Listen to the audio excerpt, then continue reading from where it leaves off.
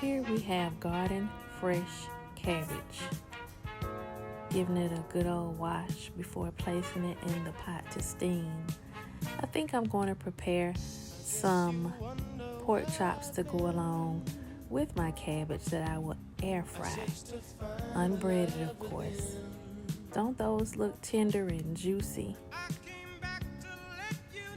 I seasoned them to perfection, and here they are all plated. Thanks for watching. Please subscribe, like, follow, and share.